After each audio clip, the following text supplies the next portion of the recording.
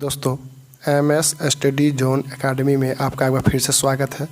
हम भारतीय दंड संहिता अर्थात इंडियन पेनल कोड अर्थात आईपीसी पढ़ रहे हैं और यह इसका वीडियो नंबर दूसरा है, जिसके अंतर्गत हम लोग महत्वपूर्ण धाराओं पर चर्चा करेंगे। तो देरी नहीं करते हुए चलते हैं भारतीय साक्ष्य अधिनियम के वीडियो नंबर दूसरे पर। धारा 27 पत्नी, लिपिक या सेवक के कब्जे में संपत्ति। अगर पत्नी के कब्जे में हो या लिपिक के कब्जे में हो या सेवक के कब्जे में हो तो वह संपत्ति मालिक की ही संपत्ति मानी जाएगी। मान लेते हैं कि ए नाम का कोई एक व्यक्ति है, इसने अपनी संपत्ति पत्नी को या लिपिक को या सेवक को कोई प्रॉपर्टी दी है, तो ये प्रॉपर्टी एक ही मानी जाएगी। एग्जाम्पल से मैं समझा रहा हूँ। मान लीजिए कि अगर किसी नौकर से रखा हुआ नौकर के कमरे में अगर अवैध शराब या गैर कानूनी शराब की बोतल मिलती है तो पुलिस नौकर को तो पकड़ेगी ही, लेकिन यह माना जाएगा कि वह कब्जा उसके मालिक का है। कहने का मतलब यह है कि अगर किसी सेवक के पास से अगर कोई शराब बरामद होती है, मान लीजिए आपने किसी नौकर को रखा और नौकर के पास से अगर शराब बरामद होती है, जिसका मतलब ये समझा जाएगा कि वो शराब किसकी है, तो वो आपकी है। तो उसी तरह से अगर मान लीजिए कि आपने कोई अगर वाइफ के बारे में पत्नी के बारे में बात करें तो मान लीजिए कि आपने कोई मोबाइल चोरी की और वह मोबाइल आपके पत्नी के पास से प्राप्त हुआ, तो पुलिस यही समझेगी कि यह मोबाइल आपकी है। तो यही कहना चाह रहा है यह धारा 27 कि पत्नी, लिपिक या सेवक के संपत्ति में अगर कब्जे में कोई अगर संपत्ति है तो वह मालिक की ही संपत्ति समझी जाएगी। अब हम लोग पढ़ते हैं धारा 28 अर्थात कूटकरण। धारा 28 कूटकरण।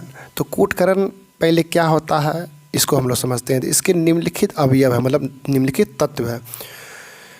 कूटकरण हम कब कहेंगे? जब एक वस्तु को दूसरे वस्तु के समान हम बना देंगे। मान लीजिए कि ये 500 रुपये का एक नोट है और इस 500 रुपये के नोट को अगर हम नकली नोट बना दें, नकली नोट अगर हम 500 रुपये का बनावे जो हूबहू 100% इसी की तरह नहीं दिखना चाहिए, मतलब 100% नहीं होना चाहिए, मतलब हूबहू तो दिखेगा लेकिन वो 100% के तरह नहीं होगा, कुछ न कुछ उसमें गड़बड़ी होगी ही।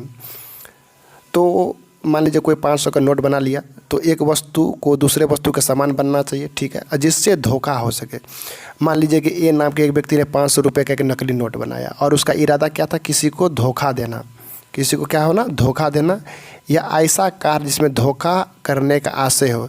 या तो आप धोखा देने के लिए नकली नोट बना रहे हैं, या इस कारण से नकली नोट बना रहे हैं ताकि किसी को धोखा आप दे सके, या ऐसा कोई कार्य जिसे धोखा दिए जाने की संभावना हो। अगर ये तीनों चीज़ें आप सम्मिलित कर लेते हैं तो इसी को हम लोग कूटकरण कहते हैं। तो आप ऐसा नहीं बोल सकते हैं कि हाँ मैंने 500 रुपये का नोट बनाया है इसे देखने के लिए या फिर इसे सजा के रखने के लिए, ऐसा आप नहीं कह सकते हैं। अगर 500 रुपये के नोट को अगर कोई साधारण व्यक्ति देखता है और उसे लगता है कि यह 500 का नोट असली ही है और वो उसे धोखा खा जाता है, तो इसी को हम लोग कूटकरण कहते हैं। तो याद रखें, कूटकरण किसे कहेंगे? जब एक वस्तु को दूसरे वस्तु के समान बना दिया गया हो और ऐसा बना दिया गया हो कि कोई भी व्यक्ति उसे धोखा खा सके, या आप किसी भी व्यक्ति को उस चीज़ से किसी को धोखा दे सके, या ऐसा कार्य जिसके द्वारा धोखा होने की संभावना हो जाए। मान लीजिए आपने ऐसा नोट बना दिया कि धोखा किसी को हो गया कि 500 रुपये का नकली नोट ले लिया, तो ये अब क्या किसके अंतर्गत आएगा? तो ये कूटकरण के अंतर्गत आएगा। अब हम लोग समझेंगे दस्तावेज क्या होता है, डॉक्यूमेंट क्या होता है। किसी विषय का घोतक, इसके समतुल्य अन्य रूप से प्रदर्शित हर वस्तु सम्मिलित है, ऐसी सामग्री साक्ष्य के रूप में प्रयोग की जाएगी। दस्तावेज हम लोग किसको कहेंगे? तो दस्तावेज हम लोग कहेंगे, आप समझिएगा कि कोई भी वस्तु, चाहे वो लोहा हो, चाहे वो लकड़ी हो, चाहे वो पत्थर हो, अगर किसी भी वस्तु पर अगर कोई लेख या कोई मान लीजिए कोई अक्षर हो या कोई चित्र इस पर छपा हो, तो इसी को हम लोग दस्तावेज कहेंगे। जैसे मान लीजिए बैंक का चेक क्या है? एक प्रकार का दस्तावेज है। मान लीजिए मैप मैप भी क्या है, एक प्रकार का दस्तावेज है। Power of attorney, power of attorney भी क्या है, एक प्रकार का दस्तावेज है। मतलब किसी भी वस्तु पर अगर कोई भी अगर चीज़, वो चाहे वो अक्षर के रूप में हो या चाहे चित्र के रूप में हो, अगर वो लिखी हुई है तो वो क्या कहलाएगी, दस्तावेज कहलाएगी। अब हम लोग पढ़ेंगे धारा 29 का मोस्ट VBI है। ये आपके एग्जाम में 100% पूछा जाएगा, याद रखिएगा आप लोग, ये पूछा ही जाएगा। तो 29 में याद रखिएगा, 29 में आपका दस्तावेज है और 29 के में क्या है, तो इलेक्ट्रॉनिक दस्तावेज है, अर्थात इलेक्ट्रॉनिक अभिलेख है। तो चाहे आंकड़ा हो, चाहे रिकॉर्ड की गई कोई वस्तु हो या कोई छाया हो, जैसे फोटो वगैरह हो, तो ये सब क्या है, इलेक्ट्रॉनिक अभिलेख है। जो इलेक्ट्रॉनिक रूप में हो, इलेक्ट्रॉनिक से प्राप्त हुआ हो, उसी को हम लोग क्या कहेंगे, इलेक्ट्रॉनिक अभिलेख कहेंगे। ये याद रखिएगा आप लोग। जैसे एग्जाम्पल के लिए मैं समझाने के बाद, फ़ोन हो, कंप्यूटर द्वारा उत्पादित की गई कोई लघु स्लिप हो, जैसे आप लोग होटल में खाना खाने जाते हैं तो आपको जो स्लिप दिया जाता है, तो वो भी एक प्रकार का क्या है, तो इलेक्ट्रॉनिक दस्तावेज है। अगर आप ऑडियो सुनते हैं तो ये भी क्या है, एक प्रकार का दस्तावेज है। ऑडियो क्या है, एक प्रकार का दस्तावेज है।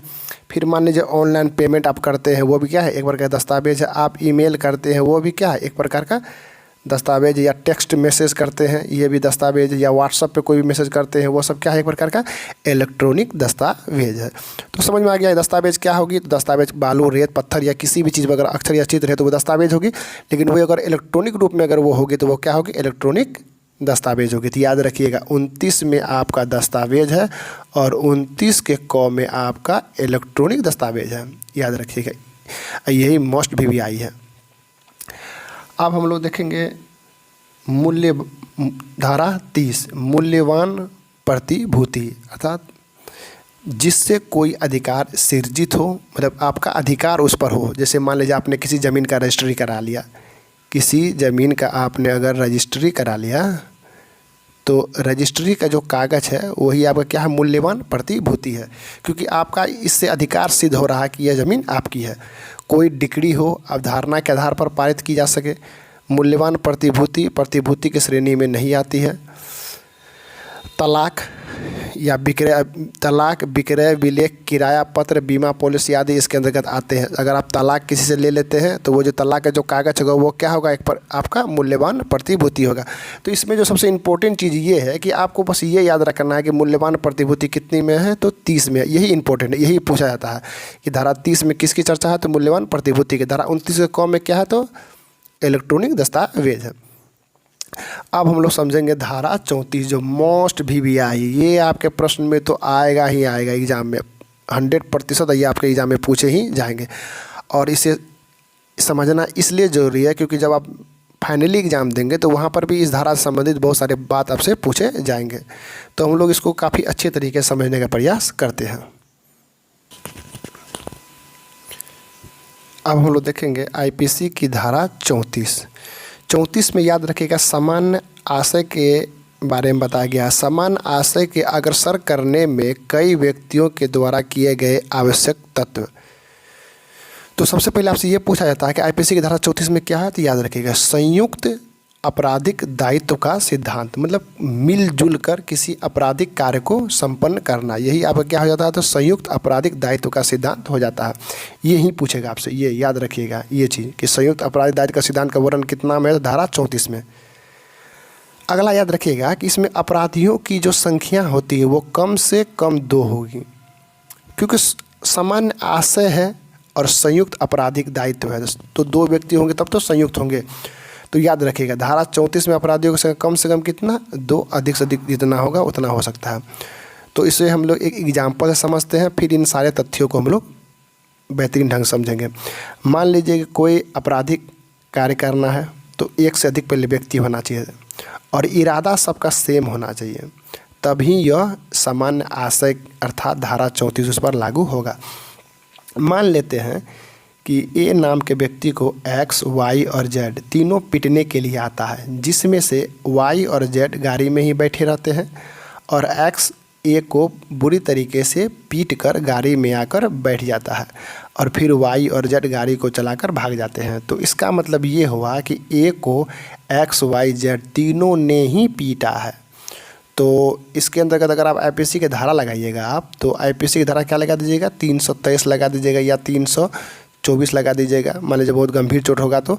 लेकिन इसके अंतर्गत आपको 34 भी लगाना होगा। तो आप लोग अगर थाना में रहे होंगे देखते ही होंगे कि अगर 2-3-4 व्यक्ति अगर कोई भी मारपीट वगैरह करते हैं तो वहाँ धारा 34 लगा हुआ रहता है। यही कारण है कि अगर उसका इरादा सेम हो, क्योंकि देखिए इरादा सबका सेम था कि मारना है और फिर भागना है, तो वाई भी इसका साथ दिया है, जेड भी इसका साथ दिया है। भले ही इसने इसको नहीं पीटा है लेकिन साथ दिया है, तो इसीलिए यहाँ पर धारा क्या लगेगा, 34। एक एग्जाम्पल्स और समझाता हूँ। मान लीजिए किसी घर में चोरी करने के लिए ए, बी और सी जाता है। तो घर में घुस कर चोरी ए करता है, बी गाड़ी पर बैठा हुआ रहता है और सी पहरा देता है। उसके बाद ये तीनों फिर मिलकर गाड़ी में बैठते हैं और चले जाते हैं। इसका मतलब ये हुआ कि ए, बी और सी तीनों ने इस घर में चोरी किया है, अर्थात तीनों आईपीसी के सेक्शन 379 और 34 के अंतर्गत दंड के भागी होंगे। तो आपको उम्मीद है कि आप लोग समझ गए होंगे धारा 34 क्या है। तो आपके एग्जाम में जो प्रश्न पूछे जाएंगे और किस प्रकार से पूछे जाएंगे मैं उन्हें बतला देता हूं। सबसे पहले तो आपसे यही पूछेगा कि संयुक्त आपराधिक दायित्व का सिद्धांत का वर्णन कितना में है, तो धारा 34 में। समान आशय के बारे में कहाँ बतलाया गया है, तो धारा 34 में। इसमें अपराधियों की संख्या कम से कम कितना हो सकती है, तो कम से कम 2 होगी, ये पूछा जाएगा। इसमें इरादा क्या होता है, तो सेम होता है। अब इसके हम लोग मतलब कि तथ्यों को देखते हैं। कोई आपराधिक कार्य होना चाहिए सबसे पहले, ठीक है। उसके बाद व्यक्तियों के द्वारा होना चाहिए, मतलब एक से अधिक व्यक्ति होना चाहिए, और समान आशय को अग्रसर करना चाहिए, मतलब इरादा सबका सेम होना चाहिए। उनके बीच एक निर्धारित योजना होनी चाहिए, याद रखिएगा, एक प्लानिंग होना चाहिए। 34 तब लागू होती है जब एक प्लानिंग होती है। जैसे इन तीनों का प्लानिंग क्या था, इसे पीटना, इन तीनों का प्लानिंग क्या था, चोरी करना घर में। तो निर्धारित योजना होना चाहिए। सभी अभियुक्त किसी न किसी प्रकार सम्मिलित हो, देख रहे होंगे आप, कोई गाड़ी लेके बैठा हुआ है, कोई पहरा दे रहा है, तो ये किसी न किसी प्रकार से सम्मिलित है इस घटना में। तो याद रखिएगा, किसी न किसी प्रकार से क्या होना चाहिए, सम्मिलित होना चाहिए। सभी की शारीरिक उपस्थिति सदैव आवश्यक नहीं होती है। इसका मतलब ये हुआ कि सभी की शारीरिक उपस्थिति सदैव आवश्यक नहीं होती। इसका मतलब ये हुआ कि सभी का जरूरी नहीं है कि ए को एक्स वाई जेड तीनों मिलकर पीटे। अगर एक्स ने उसे पीटा है और वाई सिर्फ वहाँ पर उपस्थित है, सिर्फ मौजूद है, तो वो भी धारा 34 के अंतर्गत दंड के भागी होंगे। मतलब सिर्फ शारीरिक रूप से वहाँ उपस्थित है तो वही काफ़ी है, जरूरी नहीं है कि वो खुद भी पीटे तो वहाँ पर लागू होगा। उम्मीद है आप लोग आईपीसी की धारा 34 समझ गए होंगे, जो कि काफ़ी थाना में यूज होता है, इसीलिए मैंने इसे विस्तारित रूप से बताया है। अब हम लोग धारा देखेंगे आईपीसी की धारा 52 अर्थात सद्भाव पूर्वक के बारे में हम लोग समझेंगे। अगर कोई व्यक्ति सम्यक सतर्कता के साथ कोई कार्य अगर नहीं करता है तो वो सद्भाव पूर्वक नहीं होगा। कोई व्यक्ति अगर ध्यान से और विश्वास के साथ कोई कार्य करता है तो वो सद्भाव पूर्वक होगा। यह कार्य की प्रकृति, परिणाम एवं महत्व के संबंध में अगर वो जानता है कि इसकी क्या महत्व है, क्या प्रकृति है, क्या परिणाम हो सकता है, जिसे हम लोग क्या कहेंगे, सद्भाव पूर्वक। देख लीजिए, अगर कोई व्यक्ति किसी भी कार्य को करने से पहले उसका ध्यान रखता है, केयर करता है, विश्वास रखता है, बिलीव होता है, और सम्यक सतर्कता अर्थात डिलीजेंस के साथ अगर वो कोई कार्य करता है तो इसी को हम लोग क्या बोलेंगे, सद्भाव पूर्वक। और अगर वो इस तीनों के बिना अगर कोई कार्य करता है तो इसको हम क्या बोलेंगे, सद्भाव पूर्वक उन्होंने कार्य नहीं किया है। एग्जाम्पल के लिए मान लीजिए कि अगर कोई डॉक्टर है और उस डॉक्टर के पास ए नामक कोई व्यक्ति आता है और कहता है कि मुझे एलर्जी है। इसने क्या कहा, मुझे एलर्जी है। तब डॉक्टर साहब ने कोई एलर्जी का कोई मेडिसिन दिया, और अगर उस एलर्जी के मेडिसिन खाने के बाद भी अगर एक ही एलर्जी बढ़ जाती है तो यहाँ पर यह कहता है कि डॉक्टर ने सद्भाव पूर्वक मेरा ट्रीटमेंट नहीं किया है, अर्थात गुड फेथ नहीं था। तो हम कैसे समझेंगे कि उनका जो भाव था वो गुड फेथ का नहीं था, बैड फेथ का था। तो अगर एक को जो एलर्जी की मेडिसिन दी गई थी, अगर उस समय एक को कोई और डॉक्टर होता तो वो भी वही मेडिसिन देता, तो हम समझ जाएंगे कि डॉक्टर ने जो यहाँ कार्य किया है वो कौन सा कार्य किया, गुड फेथ का कार्य किया है। लेकिन अगर जो इस डॉक्टर ने जो मेडिसिन ए को दिया है, अगर अन्य कोई डॉक्टर यही मेडिसिन ना दे, कोई दूसरा मेडिसिन दे, तो यहाँ पर यह समझा जाएगा कि डॉक्टर ने गुड फेथ में काम नहीं किया है। तो गुड फेथ में काम कैसे होगा, कैसे नहीं होगा, ये आप लोग समझ गए होंगे कि अगर उस समय अगर कोई भी व्यक्ति वही कार्य करता जो इन्होंने ये डॉक्टर साहब ने जो दवाई दिया है, तो हम समझ जाएंगे कि ये डॉक्टर का जो फेथ था वो क्या था, गुड फेथ था। उम्मीद है आप लोग समझ गए होंगे। तो कोई भी कार्य अगर कोई व्यक्ति ध्यान में रखकर सतर्कता के साथ अर्थात विश्वास के साथ और सम्यक सतर्कता के साथ कोई अगर कार्य करता है तो उसी को हम लोग क्या बोलेंगे, सद्भाव पूर्वक। बहुत ही ज़्यादा इम्पोर्टेंट यह धारा है, तो इसे आप लोग याद रखिएगा। अब हम लोग पढ़ेंगे आईपीसी की धारा 52 का ए अर्थात 52 का क, जिसके अंतर्गत बताया गया है संश्रय देना, मतलब किसी को आश्रय देना। ये बहुत ही बीबीआई ये पूछा ही जाता है। तो संश्रय क्या होता है कि अगर कोई व्यक्ति किसी व्यक्ति को आश्रय देता है अर्थात अपने घर में रहने देता है, या भोजन देता है, या पीने के लिए पानी देता है, या धन देता है, या वस्त्र देता है, या आदि देता है, तो ये सब अगर कोई व्यक्ति किसी व्यक्ति को दे रहा है, इसका मतलब क्या हो रहा है कि वह व्यक्ति उस व्यक्ति को संश्रय दे रहा है, मतलब आश्रय दे रहा है। मान लीजिए किसी व्यक्ति को आयुध दे रहा है, गोला दे रहा है, बारूद ले जाने के लिए कोई अगर साधन दे रहा है, तो इसका मतलब ये हुआ कि वो उसे संश्रय दे रहा है, पकड़े जाने से बचा रहा है। मान लीजिए पुलिस किसी को पकड़ने के लिए, पुलिस अगर ए को पकड़ने आती है और बी उसे भागने में मदद करता है या पुलिस से बचाता है, तो इसका मतलब ये हुआ कि बी ने ए को संश्रय दिया है। पत्नी या पति द्वारा किया गया संश्रय अपराध नहीं है। तो इस बात को याद रखें कि पति पत्नी का जो बीच में जो एक संबंध होता है संश्रय देने का, वो संश्रय के अंतर्गत नहीं आता है। बाकी आप लोग समझ ही गए होंगे कि आयुध गोला बारूद ले जाने में अगर साधन में कोई अगर मदद करता है तो। अब हम बात करेंगे आईपीसी की धारा 53 में दंड के बारे में बताया गया। 53 से आप लोग याद रखिएगा तीर, और तीर जब किसी को लगता है तो उसे क्या होती है, दंड मिलता है। तो धारा 53 में दंड के विषय में बताया गया है। तो याद रखिएगा आप लोग, दंड पहले 6 प्रकार के थे। कितने प्रकार के थे, तो 6 प्रकार के थे, परंतु अब कितने प्रकार के हैं, तो 5 प्रकार के हैं। तो निर्वासन अर्थात देश से बाहर अर्थात काला पानी की सज़ा को अब हटा दिया गया। यही आपका एग्जाम में पूछा जाता है कि निर्वासन की सज़ा भारत में दी जाती है, तो नहीं दी जाती, अब ये हटा दिया गया है। तो भारत में अब कितने प्रकार की सज़ा दी जाती है, तो 5 प्रकार की, मृत्युदंड, आजीवन कारावास, संपत्ति का क्षमापहरण और जुर्माना। तो हम लोग देखते हैं मृत्युदंड क्या होता है। जब किसी को डेथ पेनल्टी अर्थात जैसे मान लीजिए किसी को फांसी की सज़ा दी गई है, तो उसकी मृत्यु हो जाती है, तो इसी को हम लोग क्या बोलते हैं, मृत्युदंड। उसके बाद नंबर 2 में है आजीवन कारावास। जब तक व्यक्ति की मृत्यु नहीं आती है तब तक वह जेल में ही रहेगा, इसी को हम लोग बोलते हैं आजीवन कारावास। अब हम लोग आते हैं कारावास। तो कारावास 2 प्रकार के होते हैं, एक होते हैं कठिन कारावास, एक होते हैं सादा कारावास। कारावास कितने प्रकार होते हैं, तो 2 प्रकार के, कठिन कारावास और सादा कारावास। तो कठिन कारावास में क्या होता है कि जो कैदी होते हैं उन्हें जेल के अंदर कठिन कार्य करना होता है। जैसे आप लोग फिल्म में देखे होंगे, पत्थर तोड़ने का कार्य किया जाता है, गेहूं वगैरह पीसने का कार्य किया जाता है, तो बहुत सारे कार्य करवाए जाते हैं। जैसे दीवार निर्माण करना है, तो ये सब सारे कार्य कैदी से करवाए जाते हैं।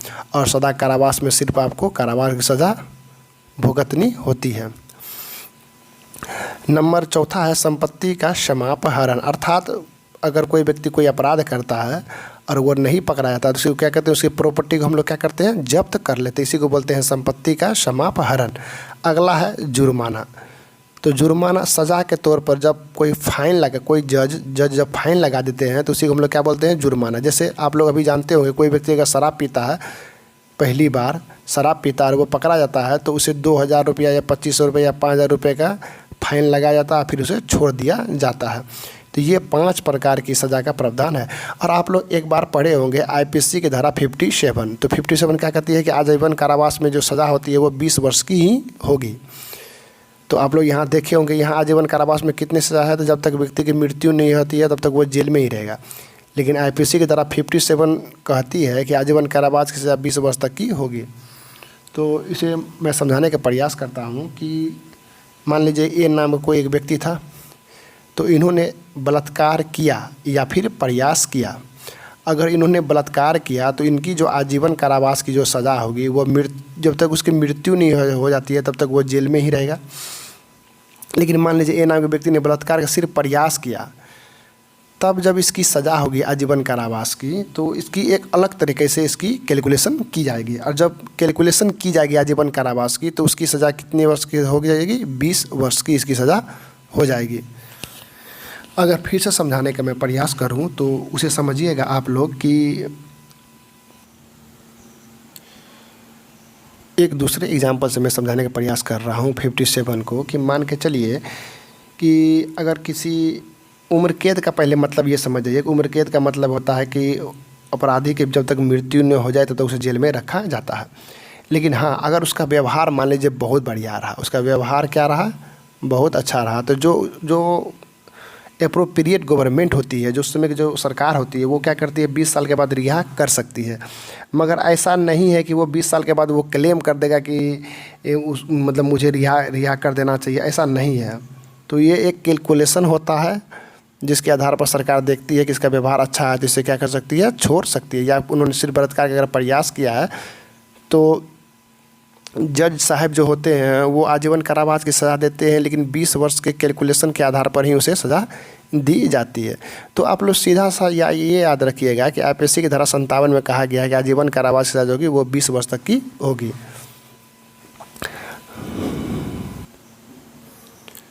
अब हम लोग पढ़ेंगे आईपीसी की धारा 75। ये काफ़ी ज़्यादा इम्पोर्टेंट है, इससे आपके दीर्घ उत्तरीय प्रश्न भी एग्जाम में आपसे पूछे जाएंगे।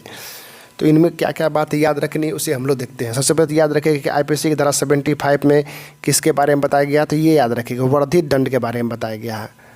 किसके बारे में बताया गया? तो वर्धित दंड के बारे में बताया गया है। पूर्व दोष सिद्धि के पश्चात, मान लीजिए कोई एक व्यक्ति है, कोई मान लीजिए ए नाम कोई व्यक्ति है, ये पूर्व में दोष सिद्धि हो गई इसकी, ये पूर्व में किसी अपराध में दोष, किस अपराध में? तो आईपीसी की अध्याय 12 और अध्याय 17, जो कि मैंने पहले भी बताया कि ये कौन से अपराध है? तो संपत्ति मूलक, अर्थात रुपये पैसे से संबंधित अपराध जो होते हैं, जैसे मान लीजिए चोरी, डकैती, ये सब जो अपराध होते हैं। तो मान लीजिए ए नामक किसी व्यक्ति ने आईपीसी के अध्याय 12 एवं 17 के अधीन कोई अपराध किया था और उसकी दोष सिद्धि भी हो गई थी।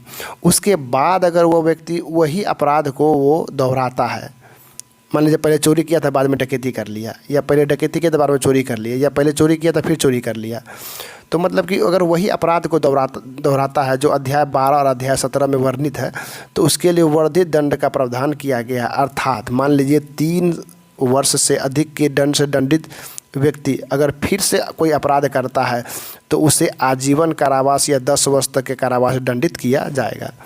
मैं इसे सरल भाषा में समझाने का प्रयास करता हूं, आप लोग याद रखिएगा, आजीवन कारावास या 10 वर्ष तक के कारावास की सज़ा मिल जाएगी। मैंने ये कहा कि ए नाम का कोई व्यक्ति अगर आईपीसी के अध्याय 12 और 17 में जो भी अपराध का वर्णन है वो अपराध करता है और दोष सिद्धि हो जाती है, उसकी कोर्ट में दोष सिद्धि हो जाती है, और उसे मान लीजिए 3 साल तक के लिए अगर उसे 3 वर्ष या उससे अधिक के लिए कोई सज़ा मिल जाती है, उसके बाद फिर अगर वो व्यक्ति वही अपराध करता है तो उसके बाद उसे वो 3 वर्ष की सज़ा नहीं मिलेगी, बल्कि उसे आजीवन कारावास की सज़ा मिलेगी या फिर 10 वर्ष की सज़ा मिलेगी। इसी को कहते हैं हम लोग वर्धित दंड, मतलब बढ़ाया हुआ दंड। तो इसका जो है आप लोग को जो फाइनली एग्जाम होगा उसमें पूछा जाता है कि वर्धित दंड क्या है और इनका वर्णन कहाँ है। तो आईपीसी की धारा 75 में, और वर्धित दंड का जो प्रावधान है वो कहाँ पे है? तो आईपीसी के अध्याय 12 एवं 17 में जो संपत्ति मूलक अपराध से संबंधित है। उम्मीद है आप लोग समझ गए होंगे। तो आज के वीडियो को यही समाप्त करते हैं, मिलते हैं इसके अगले वीडियो में। अगर आप इस चैनल पर नए हैं तो चैनल को लाइक शेयर सब्सक्राइब ज़रूर करें। आप लोगों का काफ़ी सपोर्ट मिल रहा है, इसीलिए जब भी मुझे समय निकलता है तो मैं आप लोगों को पढ़ाने का प्रयास करता हूं, और प्रयास करता हूं कि आप लोग को धीरे धीरे पढ़ाऊं और अच्छे से समझा के पढ़ाऊं। मैं और सब मतलब कि जो आपके सब्जेक्ट है उनका अध्ययन कर रहा हूं ताकि मैं आप लोगों को अच्छे से समझा सकूं, ताकि आप लोग का जो एग्ज़ाम होगा वो काफ़ी अच्छे से आप लोग एग्ज़ाम दे सकें। तो अगर आप इस चैनल पर नए हैं तो MS study zone academy channel को लाइक शेयर सब्सक्राइब ज़रूर करें, और प्लीज़ दोस्तों के साथ ज़रूर शेयर करें। मिलते हैं अगले वीडियो में, तब तक के लिए धन्यवाद। जय हिंद, जय भारत।